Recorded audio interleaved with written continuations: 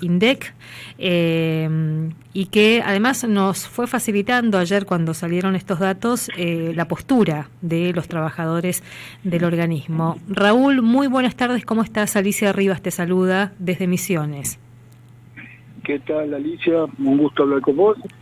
Gracias. Un gusto hablar con los que nos escuchan a través de este programa. Gracias por atendernos.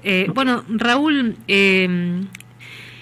¿estamos menos pobres? ¿Bajó la pobreza como plantea el gobierno de Milei? A ver, vamos a ir desgranando un poco la noticia, que frente al 53% del primer semestre, que es todo responsabilidad de Javier Milei del gobierno de Libertad Avanza, ese pico, ese aumento de la pobreza en ese primer semestre, el 31,9 parece un dato raro.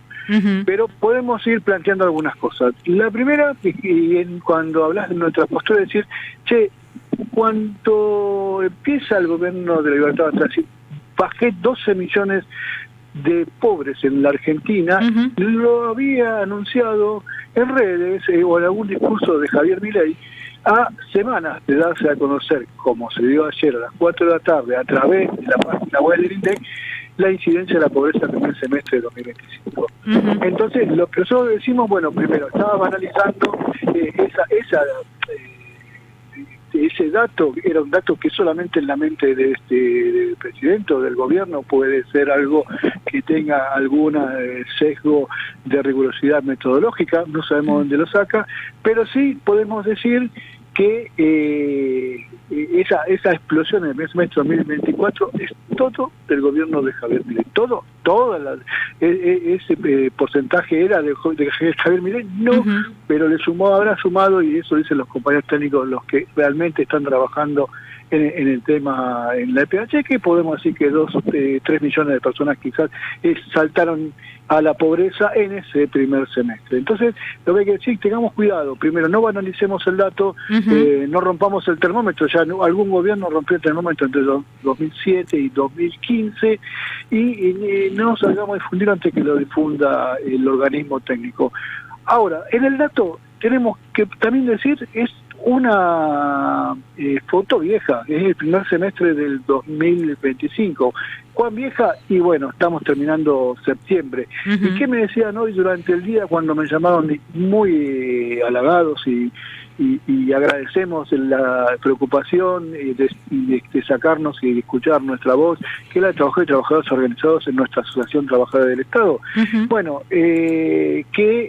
hay una situación que deberíamos atender, que es primero lo que te dije respecto al primer semestre de 2025. Después hay un tema de la inflación que está desacelerándose, está bajando, y tiene que ver,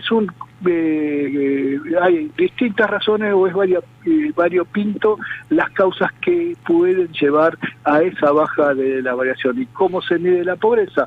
Es el ingreso de un hogar contra una canasta que se actualiza, se valoriza mes a mes a través de los datos del IPC, lo valorizan ellos. Entonces, lo primero que voy a decir es lo que me decían los compañeros comunicadores sociales de otras provincias y de otras radios. Sí, pero yo veo que los comedores que cada vez están abarrotados de más gente, que hay gente que se quedó sin trabajo, que la plata no alcanza, bueno, todo eso es así. Por eso digo, el dato es un dato de una que te termina diciendo, hay una canasta promedio, y tomando esa canasta promedio, tantos hogares, tantas personas no alcanzan a ese nivel de pobreza. Entonces sí, respecto a la comparación del primer semestre del 2024, hubo una baja. Esa baja la podemos además podemos ingresar a la página de INDEC, que es bastante amigable, diría para mi caso muy amigable, para alguien que, bueno, intenta entrar a una web y hace consultas particulares, y tenés colgada la metodología y tenés colgada la forma de valorizar, de cómo se calcula pobreza y cómo se valoriza la canasta. Eso está bien. Ahora, ¿qué decimos nosotros? Primero, no está bien que hayan dado a conocer un dato de manera banalizando que la pobreza no es un número, sino hay millones de personas, casi 10 millones de personas que están bajo esa línea, y que debería ser más respetuoso. Dos, que además otros dos indicadores que pueden demostrar cuál es la situación del mercado de trabajo, cuál es la situación del desempleo y la presión sobre ese mercado de trabajo de gente que va a buscar un segundo o un tercer ingreso. Y además la desigualdad, o sea, la distribución del ingreso, vemos que no hay nada para festejar y hay mucho para ocuparse. Pero ahí no solamente debería ocuparse el gobierno nacional y los provinciales y municipales, no solamente deberían ocuparse las legislaturas, tanto nacional, provincial o municipales, sino también nuestras organizaciones sociales, porque además de ese dato que es la canasta, que es un umbral de la pobreza, que se mide para las familias de 3, 4 y 5 personas, nuestras centrales deberían tener, cuando digo nuestras centrales yo hablo por lo menos de la mía, la central de trabajadores de Argentina es autónoma, una canasta valorizada para que no solamente podamos saber qué es lo que necesitan en cada punto de nuestro país, nuestros afiliados y afiliadas, nuestros compañeros afiliados, pues yo soy un afiliado más, en este caso tengo la responsabilidad de ser el delegado general de una punta interna como la mía del INDEC. Que a la hora de estarse a discutir con la patronal, que en nuestro caso muchas veces coincide con quienes administran el Estado, podamos tener un dato propio. Y con eso no quiero decir que el dato de pobreza que brinda INDEC, la canasta, esté mal, esté desactualizada, simplemente es el dato que mide INDEC, que garantiza el acceso, garantizado constitucionalmente, del acceso a la información pública. Dicho esto, sí nos parece que deberíamos nosotros, como trabajadores del INDEC, plantear algunas cosas. Es necesaria una actualización de la ley que nos rige, que hoy la 17622, que no es la última dictadura, sino la anterior, la de Onganía, está firmada por Onganía. Dos, discutir, porque en el organismo que discute la pobreza y que además se replica en cada provincia con una dirección de estadísticas provincial, ¿sí? Debería tener un salario por arriba de la canasta que valoriza el INDEC, esa canasta de... ¿cómo se llama? La canasta básica total que mide la pobreza, y nosotros planteamos, porque tenemos un ejercicio desde noviembre del 2011 que valoriza una canasta de ingresos mínimos, nada que ver, no es comparable con la canasta del INDEC, que para agosto estuvo en 1.940.000 pesos, y después te pasaré las canastas regionales que tiene obviamente la Mesopotamia. Sí.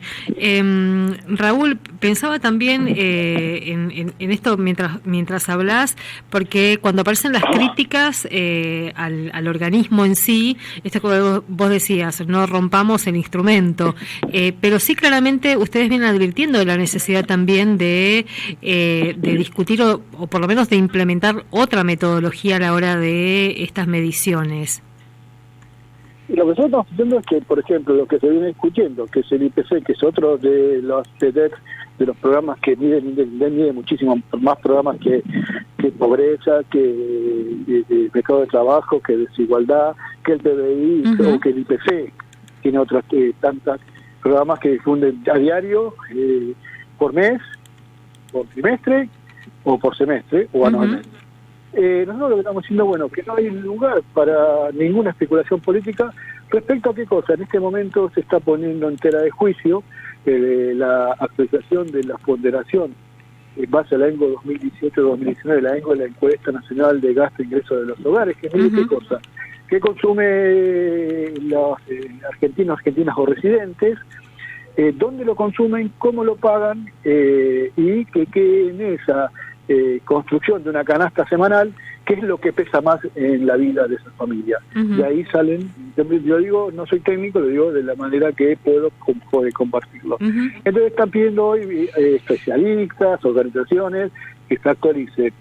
Si bien eso es necesario, no hay lugar a especulación política, y que no se está mintiendo, porque vuelvo a decir, la metodología de tanto de pobreza como del índice de precio del consumidor están subidas a la web, cualquiera los puede discutir, y además los cuadros que presenta cada vez que sale algún dato en especial, tanto el precio del consumidor como la encuesta Promete Hogares. Pero para ir cerrando, digo, nosotros pedimos que se actualice, que no hay lugar a especulación política. Lo dijo Franco, no lo decimos nosotros, dijo que en este un año electoral, es un año de elecciones de medio término y que no querían contaminar el clima político cuando lo que nosotros somos un organismo técnico no político y que es necesario que se tomen los instrumentos de actualización en el momento que están, porque para eso están. Raúl, mil gracias por este tiempo. No, gracias a ustedes, un buen fin de semana. Hasta luego. Hablábamos con el secretario general de la Junta Interna de ATE-INDEC a propósito de los datos que se difundieron ayer, que difundió el organismo ayer, y vamos a ver si